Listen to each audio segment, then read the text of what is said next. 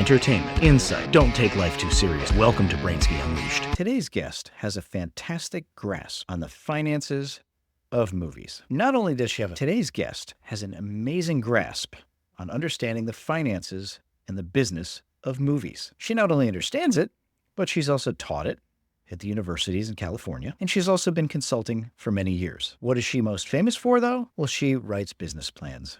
And one of the business plans that she wrote was for a movie from back in, and if you were around back then, you would have known very well what the Blair Witch Project was. And if you were into horror movies, back then, this movie was it. More recently, she's even managed to find her way to be on the screen on the independent film Movie Money Confidential, directed by Rick Pamplin, one of my previous guests. So happy to have with us today, Louise Levison. All right, so joining us today is Louise Levison, and I'm so happy to have you on the program. Louise, as I mentioned in the intro, you had a heck of an involvement here with the Blair Witch Project, a very, very famous film. You've even been quoted as being not just the person who did the business plan for the Blair Witch Project, but you were also known sort of as the architect. What does that mean? I wasn't the architect. Well, I think what they're might be referring to as there wasn't a script. That's what I was referring to there. Yeah. Okay. Yeah. Because I mean, I didn't create it or think of the plots and all that. There wasn't a script. They gave me kind of an outline of what they planned to do. And the same thing was with the actors. They never had a script. They were told every day, each one was given a little slip of paper and said, they purposely hired improvisational actors out of New York. And every day, each person got a slip of paper. You're going to talk about this subject or you're going to do whatever. So, I put it together looking like a synopsis as much as I could. So as the one who did the business plan, yeah, there was no script. No, not a formal script, just kind of an outline, which I don't recommend, but that's the way it went. Well, because they didn't want them saying pre-written words. And if you remember, you saw the film? Yeah. I mean, many years ago. So do you remember when they woke up and the guy was gone? Yeah. He got a little slip of paper saying, wait till everybody else is asleep and come out and join us. Because they were in a very small forest and the people filming were on the edge of the forest. So when the people woke up, they really didn't know where he was.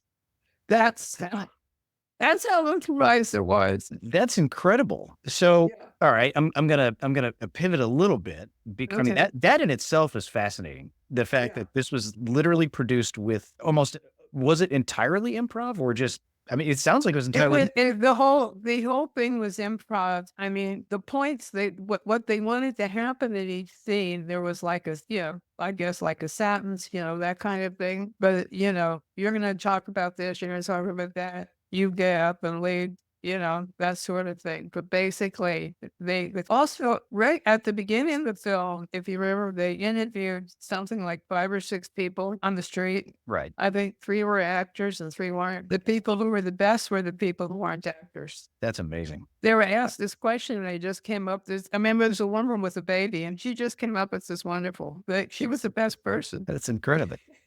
So.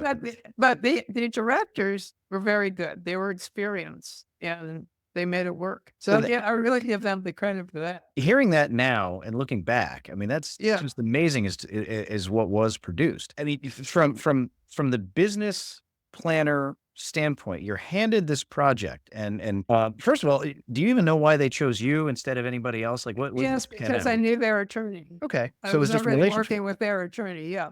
Totally relationship. And he's there. I have these young kids and, So they drop this thing on you and you look at it. What are your first impressions when you're looking? There's no. My first impression is there aren't any other documentaries. That was my biggest. Interesting.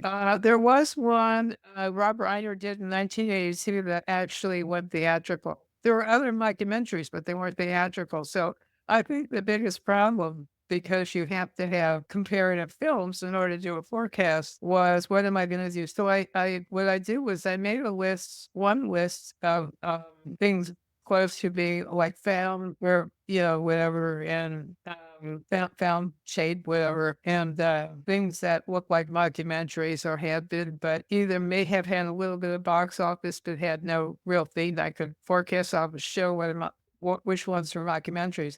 Then I did a list of horror films that were over 3 years. I always use 15 films, five films a year, films that have gone worldwide. And so I used, at that time, there were a lot more really low budget film, like, between 500,000 and 3 million, that kind of stuff. So there were enough like films averaging around $2 million for me to do a forecast. So I did the forecast after the horror film, and I explained this to the investors. The biggest thing in business plans is you have to tell the investor what you did. You have to be honest with the investor. As long as investors understand, then they say, well, I like the theory or I don't like the theory. Okay. So you're looking at this and you're struggling at basically to come up with something because there's so to work with. I mean, they basically gave you a cocktail napkin. So the Blair Witch Project was essentially coming to fruition off of a cocktail napkin. Yeah. And then you take it and I guess that's where, because like I said, when I opened it up, just talking about the architect, I'd heard that quote from actually Movie Money Confidential, one of your, and so that's what that really means is you took it from cocktail napkin to something that could be a functional film. Right.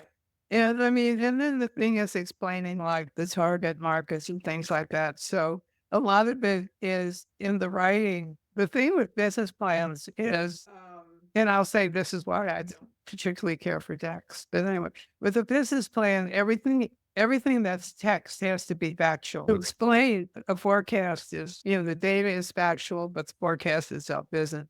But everything in the text has to be factual. So I just looked at everything that was in it so I could say who's going to go see it. And it was an interesting thing, and I won't say who it was because he's no longer with us, but on the way out after the first screening, one of the distributors who was at that time really big in the new, independent world said to me, who's going to go see this film? And I said, the Motion Picture Association, when they do ages, they have like 12 to 17. I refer to this as my 15-year-olds. I said, 15-year-olds, I think you have one in your house, don't you? He's going to go see it, and then he's going to go see it. And the other thing that I based the forecast on was people were going to go see it, and then they were going to say to their friends, because we didn't have all this social media and stuff. People couldn't necessarily get to see things run away and streaming and all that. Then they would go with their friend and see if their friends got scared. That was the main thing. And that's what built it. Because why would a film like that have, I don't know, $140 million, I think was the domestic box office, which is the US and Canada. And that was because people went multiple times. That's amazing. And older people would say to me, I saw it and I didn't really like it. I said, well, thank you for your $9. That was that is the thing. That was really one word of mouth. Now when I write a business plan, I call it word of text. But that's when word of mouth was really important. That makes a lot of sense. And I mean, I love your gusto with the guy coming out of the movie theater. I mean, talk about confidence. I mean, I don't know who this guy is. He's probably, was probably a big shot or whatever. I mean, your confidence with that is just priceless. Like, oh, you got a kid, 15, they're going to see it. Yeah. And left. Well, I have to say also, I came in at a time when it's still, particularly in finance. I don't know now, or they want to like him anymore, but I've been told I was wrong ever since I've been in the business. So I think I was just born stubborn, but I had worked in, before I got into film, I had worked with entrepreneurs in startup businesses for about 15 years. So that's where that spirit comes from. Yeah.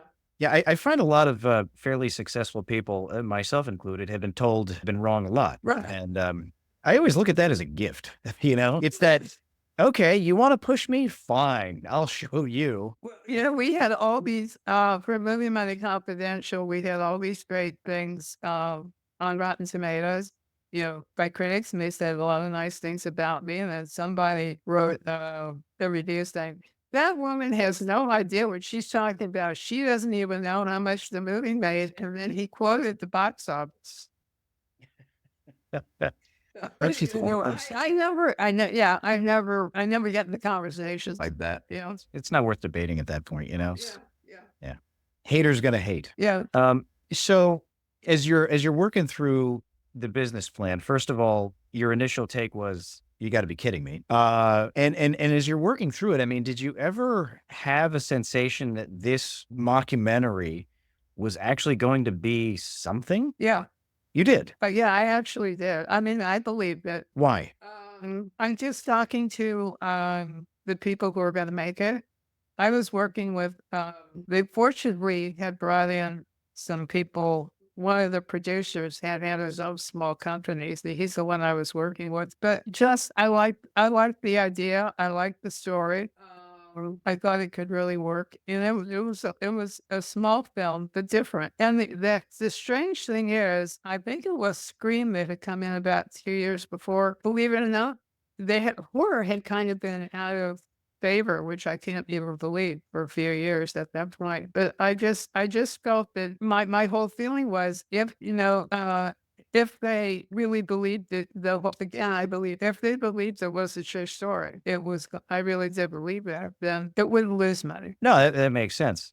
And maybe you're right. Maybe part of it was just a combination of what they believed was possible, what you're reading and seeing, working with them and getting confidence in them, and damn good timing. Yeah, I mean, you never know if the audience is going to decide. Yeah. So I'm curious, just on the planning side, what did you plan for it to actually cost, and what did it actually cost?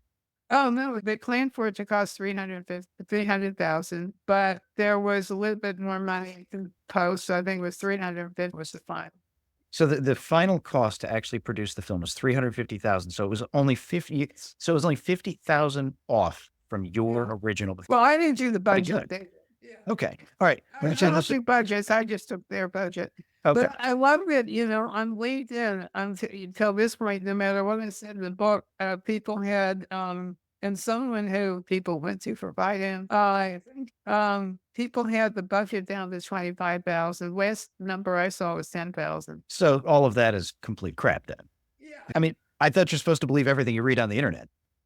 Well, that was a comment. All right. So we have 50,000 above what was planned. Business plans executed. Now we move to actual, right? So the movie is made. Mhm. What did it finally? What did it? We know it cost 350. What did it finally make when it was all said and done? Well, the revenue, I think, was show million worldwide. $50 million. I said I do 3 projections. So one was break even. I had Koreans say, "Well, aren't you going to put in films that lost money?" Sure. How much did you want? That's a good flick. Pretend it's going to be successful. So Oh, what was break even? Then we have a moderate, which is what I figure might make, and then I do a high. So the high in it was that I put in was 50 million. And one of the people from the distribution company, one of the owners, then I saw a quote from him saying, "This film could make $50 million." I went, "Holy genius!" So, but apparently it gets wrong. yeah, I mean, what a gift, right? yeah. No, I mean, for me, I will say, I just got paid to do a business plan, but for me, it has been a gift. Oh yeah, no doubt. I mean, that's a tremendous ROI for any of the investors that Yeah. got in on it. Yeah. I mean, I don't know what the buy-ins were or anything, but are all 100% of the investors millionaires from that film, or just at least some of them? They are now. Right. I think a point, the attorney told me, I think a point was valued. Now, they only made money off of, I think, domestic. Okay. So I think a point was worth slightly less than 900,000. And still not a bad ROI. They had a lot of investors, and the usual way you would sell things at 5 or 10 or whatever. I'm not sure. I don't. There's somewhere it's either 5 or 10 for a point, something Yeah. like that. I mean, no matter how you look at it, some people bought in a few points. Yeah. And Yeah. I mean, they're That's right. doing Well, well. and they have to bring someone in at the end to cover the overage. Because when you go back to investors and say, "I want more money," you should go, "No." Sometimes they will, but, and I know so many stories, just from people that I know where, their films ended up in the drawer because the original investor said, "Well, no, I'm not going to put more in," even though the film wouldn't go anywhere unless they did. How often does that happen? I don't know. Yeah. But yeah, you're dealing with, I mean, I've dealt with a lot of people who are first time filmmakers and a lot of people who are experienced. Although sometimes first time filmmakers are better, but it happens. You have to be really, you have to be really careful about when you're doing budgets and things like that. And particularly now that we have incentive, I found that even experienced line producers will take the incentive out of what has to be raised, and you can't do that because the incentive doesn't get paid until after the film's made. And then the state has to go through it and agree to pay that amount. So, Okay. I guess my question, or my next question is more from sort of a personal standpoint. I've been talking with Scott DuPont, and of course, I interviewed Rick Pamplin. And my eyes are opening to the possibility that maybe I'll give investing into a film project a shot. I mean, let's be honest. 401ks, my IRAs. I mean, anything that's running conventional market, not doing so hot. But how viable of an option is investing in movies? I mean, is this something that's even recommended? I mean, you've been around a long time. What are your thoughts? nobody would ever recommend it's a gamble. It's Yeah. always been a gamble. But on the other hand, now that hopefully the pandemic was a problem, but recessions sometimes are very helpful because people with a lot of money will pull. This happened in 2008, 2009. Will pull their money out of the market, and if you go and say, and if they want to do something, so it's a Vegas gamble. You say, hey, I'm selling this for $10,000 a price. They'll go, oh, hey, I'll take a ride on it, something like that. I actually had for a while. I was getting consulting money during that time, kind of giving some lessons to attorneys who wanted to get their investors into film business because the New York Times said it was a good investment. Oh my gosh! Yet another reason you probably don't want to trust the New York Times. Yeah, I mean, you got is like buying, of course, buying stock, as we know, certainly for recent things, and Yeah. not necessarily good idea either. So it's a gamble, and you have to go on what information you're given, how you feel about it.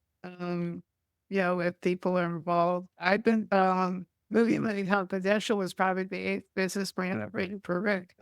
So, like, is there a way to kind of gauge as a new investor or someone who's even remotely interested in possibly doing this? Is there some way to like gauge what may be a safer bet? Well, knowing full well it can all be lost. I mean, first of all, I recommend that anybody who wants to make an investment have an attorney who's familiar with the film business. Okay. It's you have to look at you have to be able to look at the information you're given and see how credible it is. If people will say in a business plan, I can't say this. I could say this would be a great part for Tom Hanks, but Tom Hanks never heard of me. People do that, and they go, "Oh, right." And then when you find out that Tom Hanks is in it, you see the other thing strangely about investors is they sue poor people because they're mad. Wow. Yeah.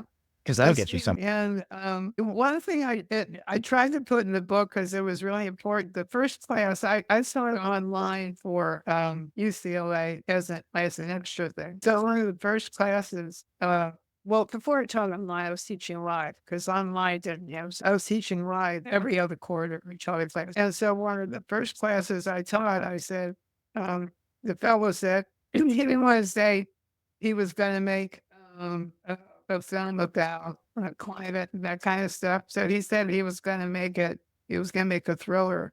I said, well, you can't say that because then they'll be mad because different film they put their money into, and this was his reaction. Wow. But I'm a lawsuit. They're trying to describe it. Yeah. So it works both ways. But man, that's begging for a lawsuit. so I have seen that. You just have to be the people asking for the money and the people giving the money have to be equally careful. Yeah, I mean, I guess with something like that, that's almost equivalent to telling your financial advisor, "Listen, I'm gonna, or I guess your broker, really.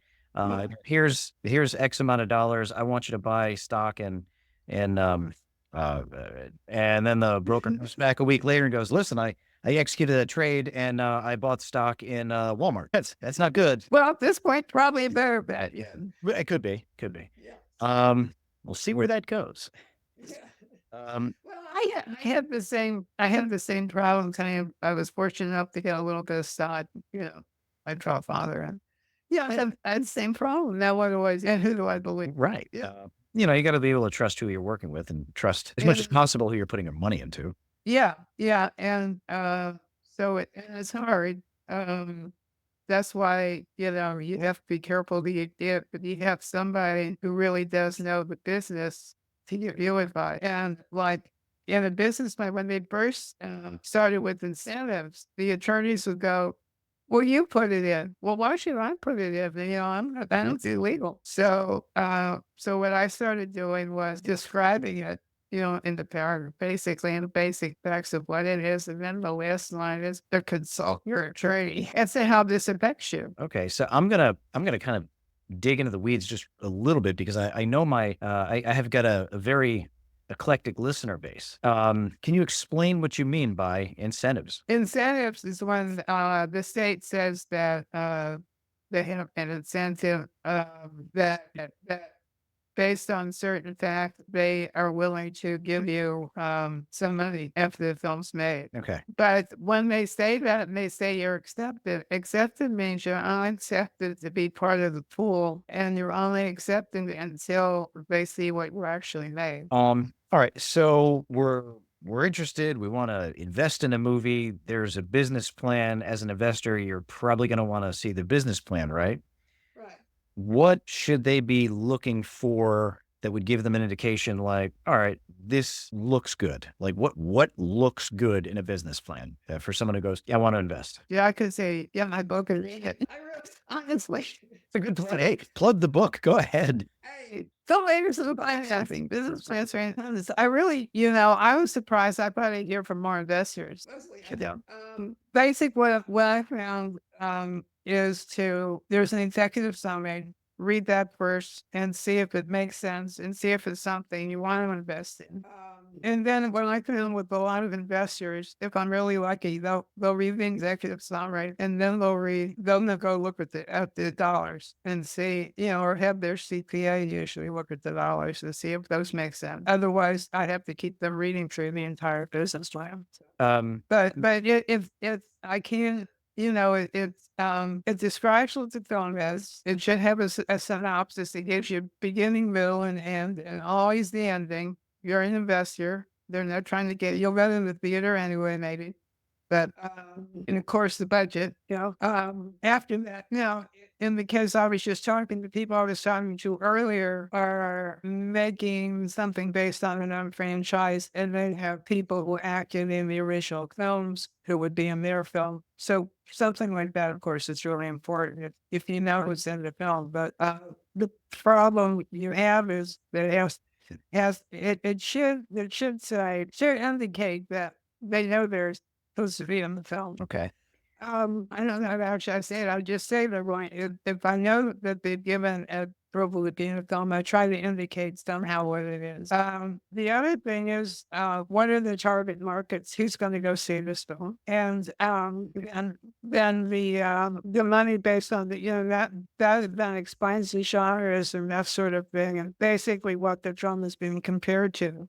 You're not going to find like when I have done obviously a lot of horror films, and the conversation I was having earlier, there were two films that are just straight down the line horror film. And then there was another film, but every film has other things. Most films have other things in it. They're going to be good. They'll be, I don't know what, they'll have crime, prison, or they'll have romance, or even there are comedy horror films. So that kind of thing. Just see what's involved in it. And basically, if you like the film, there are investors who are invested in some kinds of films because the film is making a point that they like. Okay. That's another reason to invest in the film. Right. So then, I mean, because you're so familiar with business plans, and I'm sure yours are all Loctite and excellent, but I don't. As long as they get a proofreader. Yeah. Amen. I can't even sign a card to my mother without getting my card. My mother, when I first went away to college, my handwriting really is not very good. So my mother sent me things saying, "Could you just sign it and then type the rest?" I just a note. I have to do that. It's that bad. So that I guess that's a good answer coming from a place of it's a solid business plan. There's things in it, and it's clean. What would you? I mean, what's typically a good example of a garbage business plan that someone should look at and go red flags galore, run away? Well, one thing that I've seen a lot is they tell you what the box office was for some films they want to compare, and then they do a forecast. They don't have data for anything else, but then they somehow are forecasting. And I've seen this a lot. They somehow are forecasting, now they would what we call home entertainment, which is coming back. Streaming is hard to forecast because there's not data for streaming, but there's downloading, which Netflix also still does. Those kinds of things. So if they just have the U.S. box office or North American, I used to say, because it's Canada also, they just have the North American box office, and then they're forecasting what the film's going to do without any of the data supporting what they're saying in their forecast, then that's definitely a sign. Right. Big red flag, right? Yeah, I mean, it's hard to know, and because if when they put in the data, you have to assume it's correct. I mean, I'm not sure, unless again, most people will have their CPA look at the data to see if it makes sense to them. And having an attorney who is at least who's still looking Yeah, at stuff. yeah, and there's more things, but those are on that's legal. It's more like how people try to get you to put up the money, because when you're doing these kinds of plans where you have multiple investors, none of the money can be used by the filmmaker until all the money has been collected. And so you have to be really careful if that's something, again, the attorney would look at, that they're not trying to get money, that hasn't been put Would that in escrow. Yeah, would that be considered like maybe one of the top 3 red flags to you? Yeah. What would be like 2 other like top red flags? I would Run I away. would I would really say, if they're promising people to be in it, that, know how, if it's somebody, like Rick Williams would say, Rick said someone was going to be in a job, but the experience, he knows kind of thing. But newbie filmmakers, well, how do we know this person? You might want to question, do they have any kind of agreement, that sort of thing. Okay, so would state that there would be an agreement in there, I don't know if they were, these days people don't, when things were always, remember the old days you did things in print, sometimes that would be in the back, but yeah. that's so 2010. Yeah. I know, it was great. Yeah.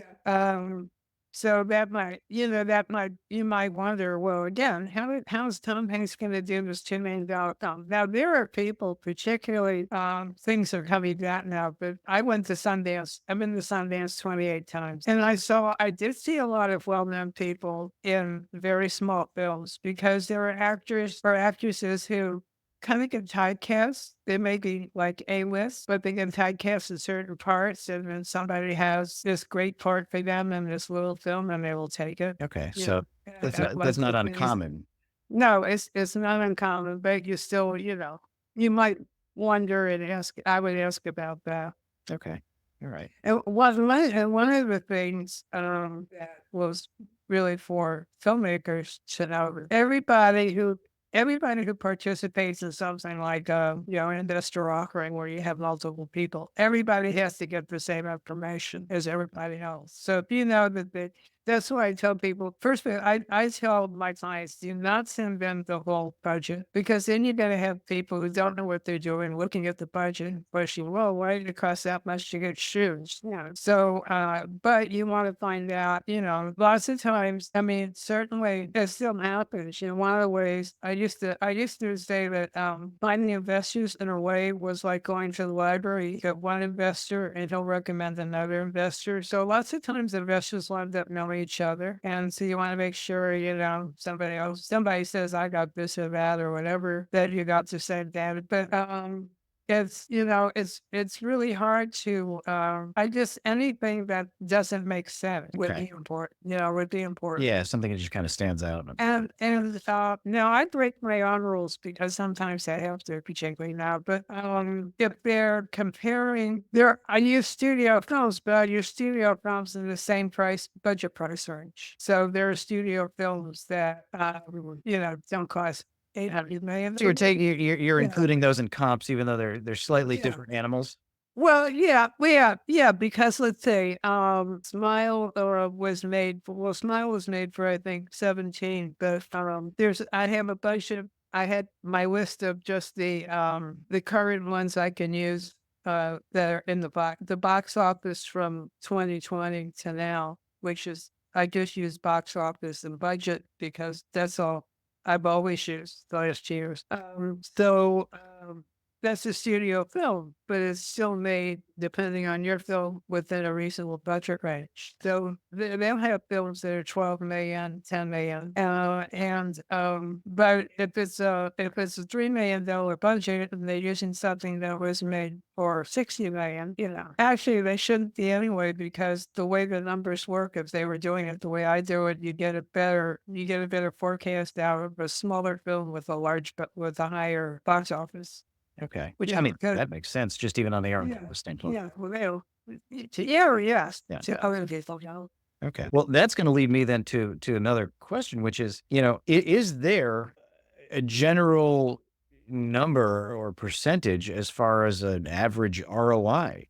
When we look at like stocks or mutual funds or whatever, I mean, you can group things and go, oh, this is the average ROI over a 10-year span, or there isn't anything like that in films, is there? And I never used the term ROI, because technically ROI is an accounting term that involves other things rather than just, dividing the box office by the budget.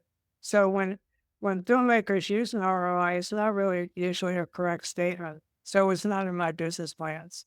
Okay. But I mean, Yeah, take the term out. Is there?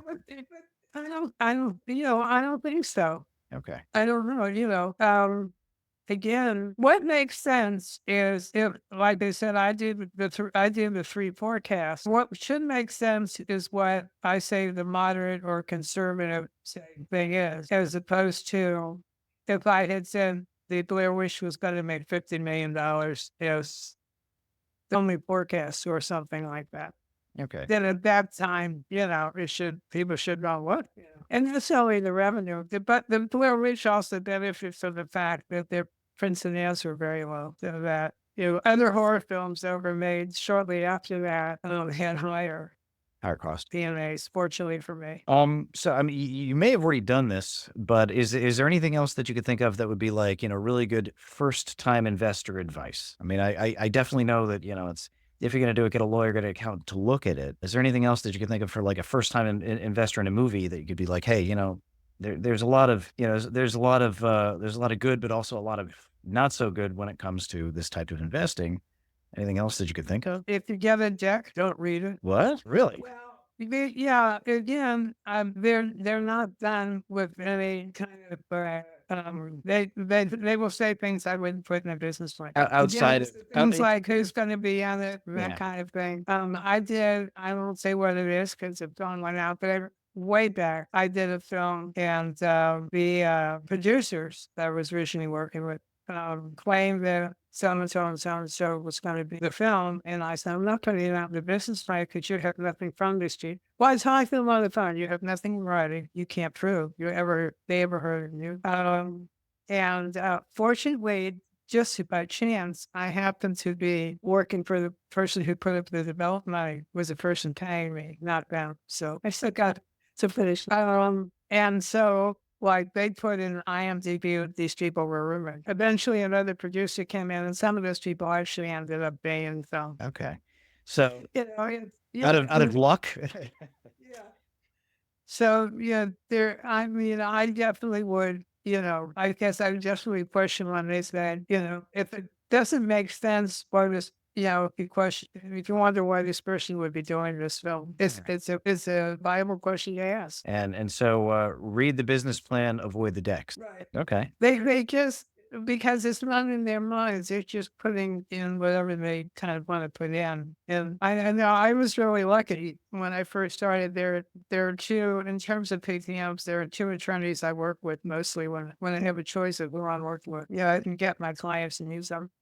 And one of them would read my he liked reading my business plans, and he would like say, okay, don't say expect, say we expect this to happen, say in 10. It's yeah, well, it's one of those should or shall type things. Yeah. You know, Yeah. But there is no real way to know. yeah, That's the problem. yeah. It's very much. I mean, it's like you said at the outset. It's still a big risk, and I agree with you. I don't know of any financial advisor that would go, hey, you know what? Here's a really great idea. Invest in movies. It's not maybe that.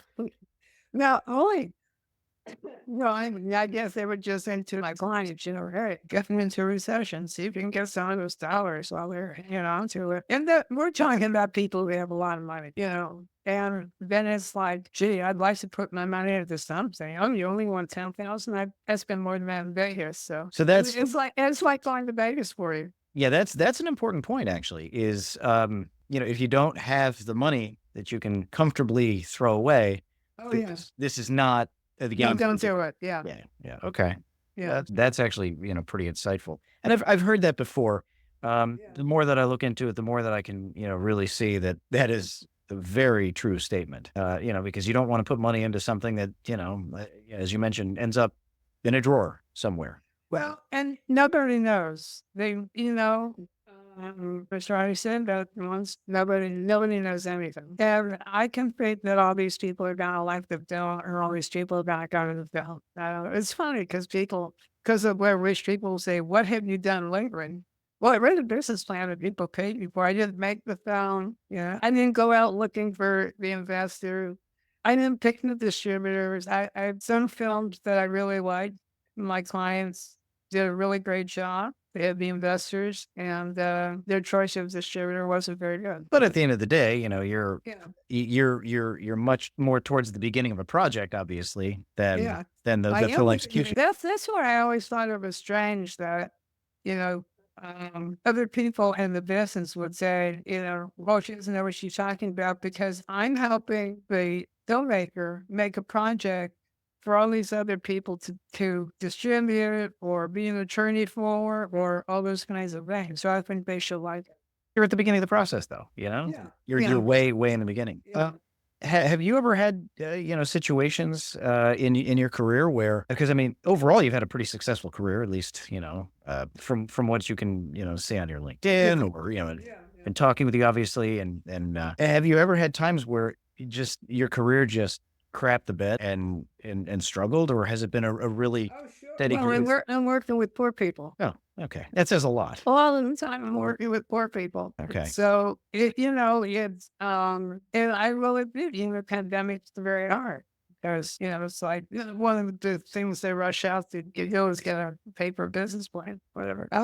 So that's really the downside in a way. And a lot of other people who are, independent consultants and that kind of thing. I work for myself, and sometimes some years are good and some years aren't. But you're still in business. So no matter how bad it got, you were able to kind of persevere and get through. Yeah. Well, one of the things, I don't know if you watch football. I do. So, because I'm a Bengals fan. That's an odd team to be a fan of.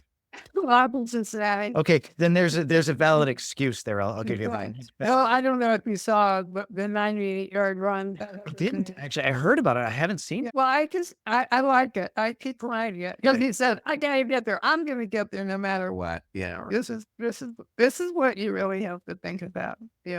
Was watching him try to, and one of these Ravens almost had one hand on him until one of his teammates pushed it off. Yeah, so I'm a Ravens fan, and it's one of the most painful teams to be a fan of. Every decade or so, you get a really good streak, and there's a Super Bowl, and you get excited, and that's about the end of the excitement there because it just goes up on you so fast.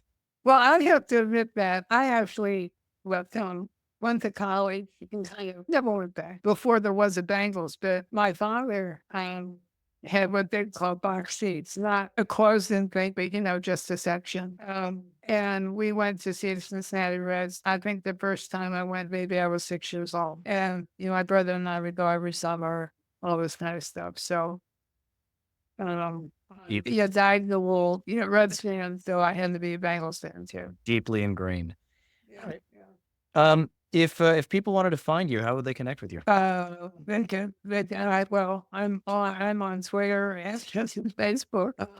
Your website? My website is mercurymoney.com. I thought it was very nice of Rick to name the money after the name of the film after my website. So it's mercurymoney.com, and it's Louise L at earthlink.net. All right. Louise, thank you so much. Are there any other projects that you're working on now that people should know about or should kind of keep an eye Well, out for? I can't say anything about everything you do is confidential. Yeah.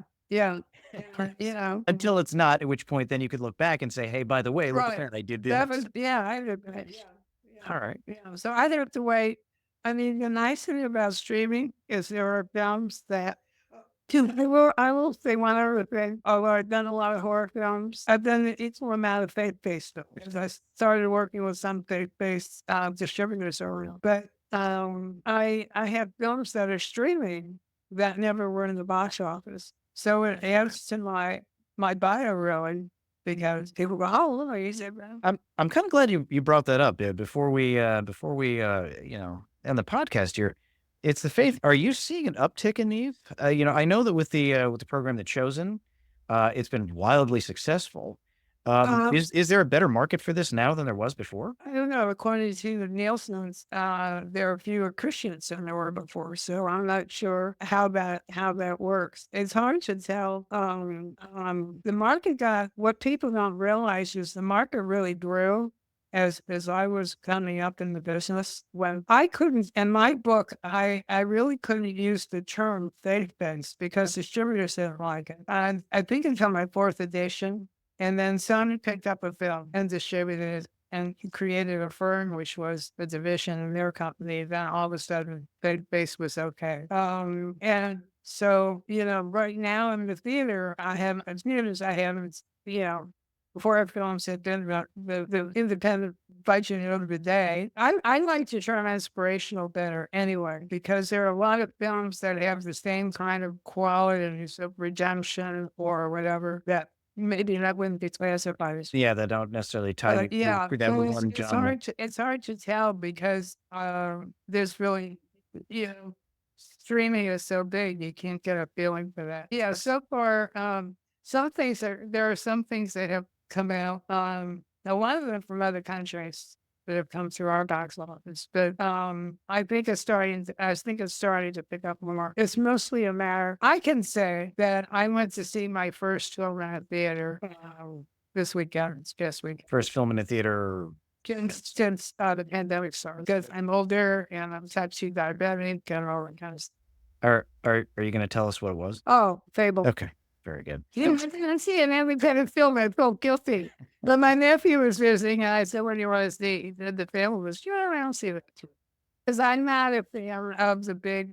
The other thing is, the theater that's near me hasn't had most of the films I've watched. There are films that are out, but they've been mostly had the big name films. Monsters things on that I don't really care that much about. Top Gun Maverick was fabulous. I'm just saying. I'm just getting that out there. It was really good. Well, I mean, what I like to see and what my business plan is for two different things. Two different things, yeah. But I really do like independent films for the most part. I know the Fableness wasn't out, but because they're so creative, a lot and different and that sort of thing. And sometimes that works and sometimes that doesn't. But it keeps it interesting. Yeah.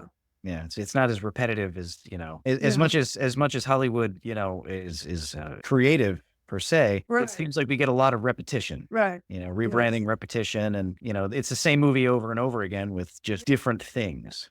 Right. Right. All right. Do you have any final thoughts or sage advice that you want to share with anyone that's listening? Well, basically, filmmakers are listening. I would say, be careful how you approach it, put together a business plan or find someone who can do a good business plan. All right. I mean, it's really important because investors care and have a really good attorney who's familiar with film. I mean, it's probably, I've even said, use why I'm not really rich. You know, I'll tell people that you don't have, I said, first spend your money on the attorney. If you have to choose between me and the attorney, go like forever, you need the attorney. That's solid advice in any business situation or any business transaction. My cousin, who's an attorney, very successful attorney, gave me that advice years ago when I was going through some legal BS. And I mean, it's served me well because every other round of legal BS I've hit since that point, I've made sure that it's like, you want to make sure that regardless of the fact that it's going to cost you more than a cheap attorney, you basically want a litigator with really sharp teeth watching out for you. Or just look at what their experience is. And there's some junior in a big firm, then you have a problem. I've had that a lot with somebody's father, he takes it to his law firm, his big company, and then they have some junior will say, well, this should be in the business plan. I say, okay, you send me an email and I'll put it in the business plan exactly as you said it with your name attached. And I never hear from them again. There's that confidence. I like the way you bookended the confidence. That's excellent. All right. Well, thank you so much for joining me and coming on my podcast. I really appreciate it. Oh, I've enjoyed it. Yeah. I've been watching, you on LinkedIn ever since we connected, and I thought, man, it would just be so fun to be able to talk to you and kind of pick your brains a little. Yeah. So I've really enjoyed it. Even going to the Bengals. I mean, all things can be forgiven. Or either.